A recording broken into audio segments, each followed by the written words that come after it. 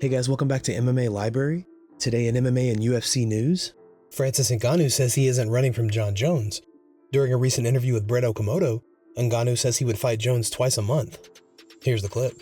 That fight never happened, or the promise, or the attempt, even the promise for the winner between Stipe and I that's supposed to fight John Jones,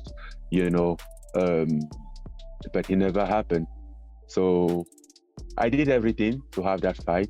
Didn't just have it, but at the end, I just felt like that was a bargain to keep me, maybe do something that I don't want just because I want that fight. Yes, I wanted that fight, but not at any cost. There is not a fight on earth that I will back down for. I don't care. Yeah, I go there and whatever happened.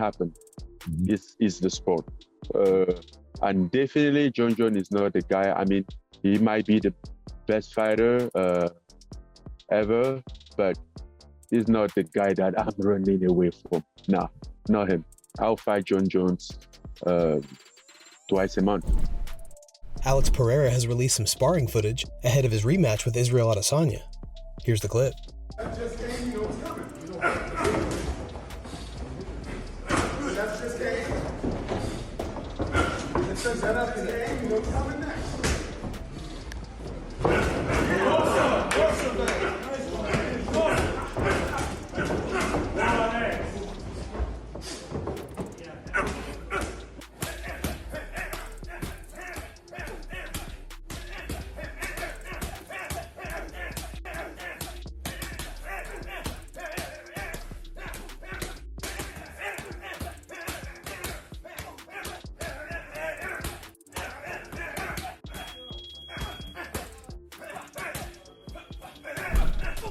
Leon Edwards is feeling confident heading into his rematch with Kamaru Usman.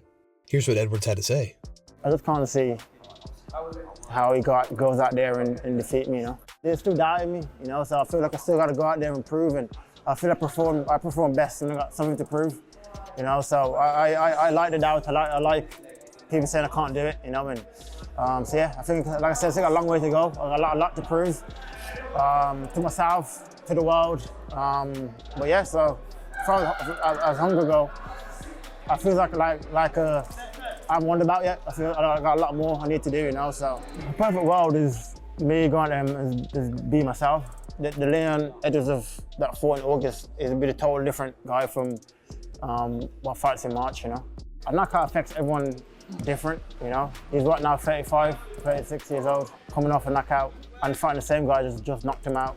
I just can't see how he goes out there and defeat me, Conor McGregor crossed paths with Aljamain Sterling recently at the Zuffa boxing gym. Here's the footage. Not as big, but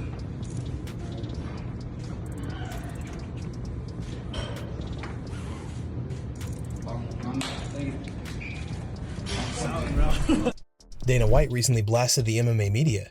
Here's what Dana had to say during an interview with Pat McAfee. And what was crazy is while we were trying to find solutions to do that, I didn't really tell the media too much because they're a bunch of scumbags. Jeez. And basically what would happen is every time I would, announce something, these pieces of would literally reach out and try to get this canceled. So I got to a point where it's like, you know what? I'm not telling these people anything. They're on a need-to-know basis. When I need them to know, that's when they'll know. Jesus. It's the same thing with Flap. If you look at what all these scumbags have been writing and doing for the last 8 weeks, they have helped me build this thing into a machine. It's been reported that Khabib Nurmagomedov is supposedly creating an MMA team with French football giants Paris Saint-Germain. Allegedly, the football team nicknamed PSG are set to establish their first MMA team, and they want Khabib to be heavily involved in the setup. Barstool Football recently tweeted, PSG are in the process of creating its own MMA team called PSG MMA. Khabib Nurmagomedov will reportedly be involved in the project. Interesting. Merab Dvalishvili plans to humble Petr in UFC Las Vegas tonight. Here's what Merab had to say during a recent interview. I respect him as a fighter. He's a good fighter and a good family man. Other than this, this guy don't wanna like talk as a man and man, like, you know, I talked to him like a room, and I asked him to let's do a like video interview, like let's talk and let's let them people find out who's right and who's wrong. Promote the fight a Promote little the bit. fight, yeah, because we won't gonna have a press conference now, and they promote fight. But he said first yes, but and then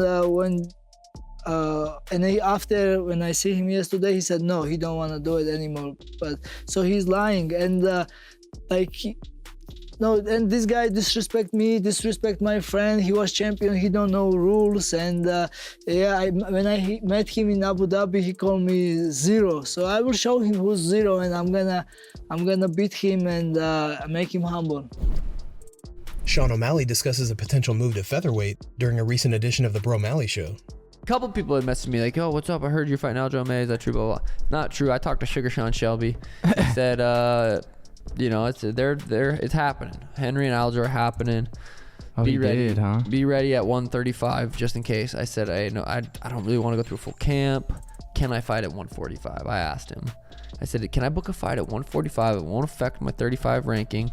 I believe in my skills. I believe I can beat a lot of guys at 45. Can I do that? He said, no, we don't want you getting injured. I said, Wow. I said, have I ever been injured? As I'm injured right now. But, That's bold of you to go up, wanting to go up to 45. Yeah, I know. And I told Brandon, I told Tim, I told my people around me, like, hey, dude, what do you guys think about this? What if I booked a fight at 140? And they're like, well, why? Like, what's the point? Do you want money? I said, dude, look at me. I don't need money. Rich. No, I didn't say that. Just staying active, just wanting to fight. I just want to perform, dude. I'm healthy. I'm 28 years old. I'm not gonna get this for a long time. Right. I went through, you know, that 2-year layoff thinking I could never fight again. So now that I'm healthy, I'm 28. I'm ready to go, dude. Henry Cejudo says that Daniel Cormier still has unresolved animosity towards John Jones, and enough time has passed now that he should have let it go. Here's the clip. He knows that Daniel's a good guy. He loves what Daniel's doing for the wrestling community. You know, and I'm sure he probably appreciates his commentary too when he's not biased. But that being said, you know, Cormier, there's almost like there's still a chip in Cormier's back that I'm just not sure if that will ever be, you know, filled. Why do I say that? Is because I think as a competitor, and I don't know if Daniel's actually going through this. What happens if John Jones never relinquished his title from you know, being stripped by the UFC? He never becomes light heavyweight champ. Would he have gone up to heavyweight? Would they have given that opportunity to fight Stipe? You know, to seeing him eventually get that knockout.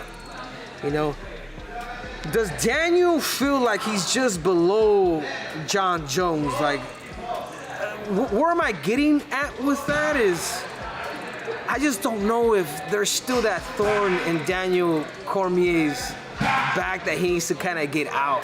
Because guys, it's 2023 now. These guys fought years ago. Guys, thanks so much for checking out the video. If you like the content we do here on this channel, don't forget to like and subscribe to MMA Library for all the latest MMA and UFC news. We'll see you in the next video.